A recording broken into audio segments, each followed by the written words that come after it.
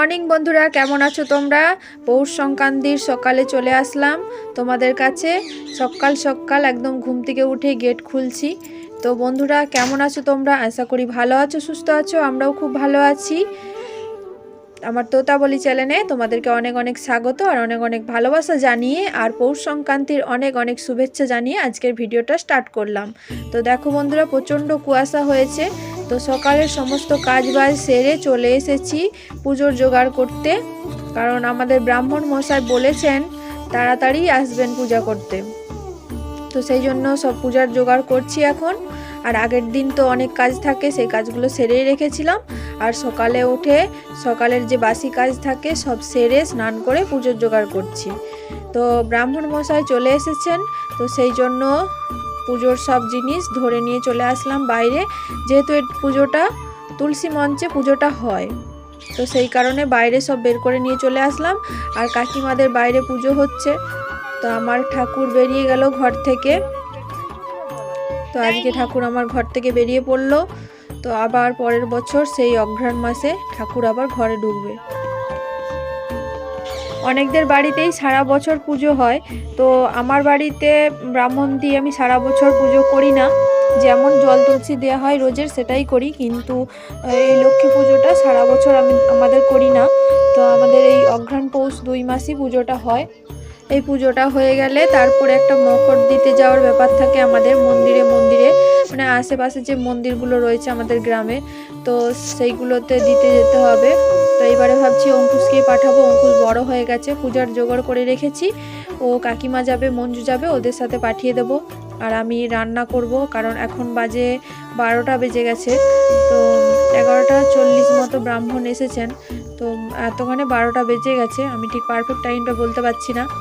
তো সেই কারণে অঙ্কুশকে পাঠাবো মন্দিরে আর আমি রান্না করব।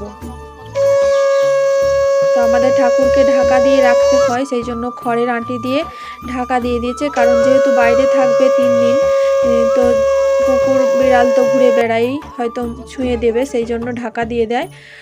আর এই যে আমি পুজোর সব জোগাড় করে রেখেছিলাম, এইগুলো নিয়ে মন্দিরে যাবে। আর একটা মন্দিরে দিয়ে চলে এসেছে আমাদের বাড়ির পাশেই, সেটা দিয়ে চলে এসেছে। আর দুটো এই যে কাকিমার সাথে যাচ্ছে। তো বন্ধুরা, একদম সন্ধেবেলা চলে এসেছি। আজ তো পিঠে পুলি বানাতেই হয়, তো সেই কারণে পিঠে বানানোর জন্য চলে এসেছি।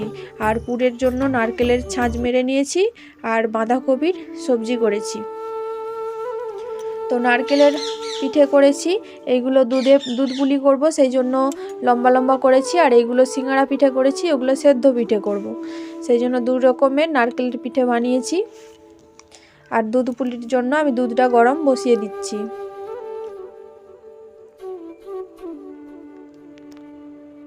আর দুধের মধ্যে চিনি দিয়ে দিয়েছি, সেটা আর তোমাদেরকে দেখানো হয়নি। একটা এলাচ ফাটিয়ে দিয়ে দিলাম।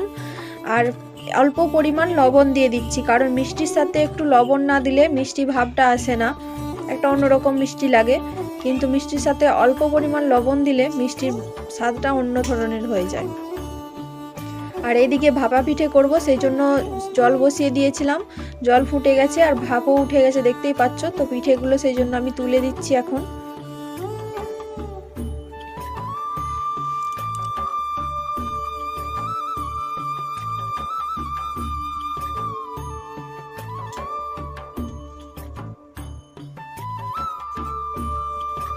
আর এইদিকে দেখো বন্ধুরা, দুধটা আমার ভালোভাবে গরম হয়ে গেছে আর ফুটে উঠেছে। তো আমি এবার পিঠেগুলো ছেড়ে দেব দুধের মধ্যে।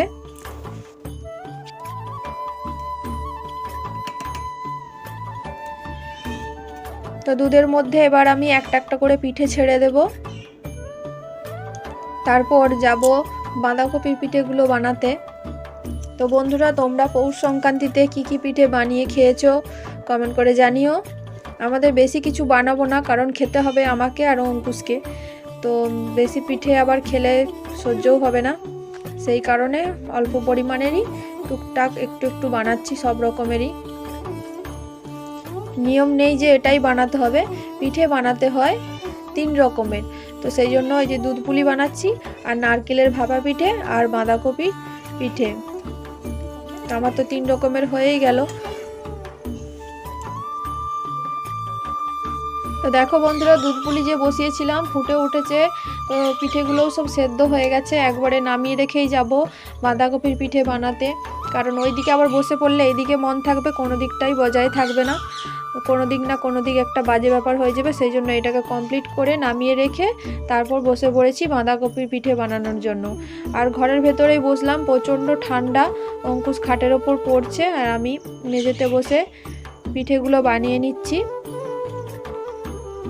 আর দুটো ডো বানিয়েছিলাম, তোমরা তো দেখলেই। একটু একটু করে নারকেলের সেদ্ধ পিঠে করেছি, দুধ পুলি বানিয়েছি, আর একটু এই যে ছোট ডোটা রয়েছে এটাতে বাঁধাকপির পিঠে বানাচ্ছি।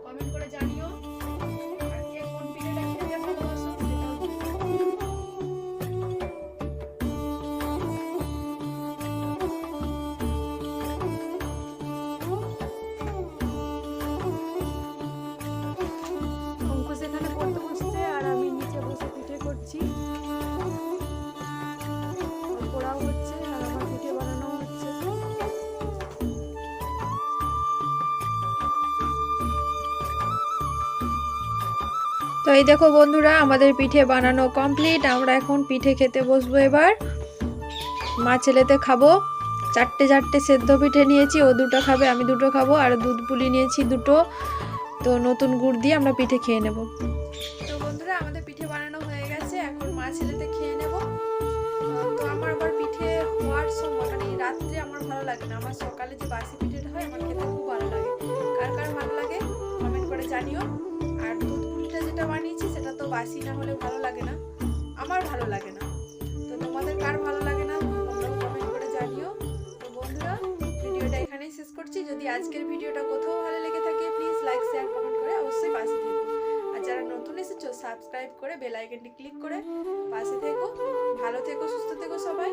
আবার দেখা হবে নতুন ভিডিওতে। Tata, good night.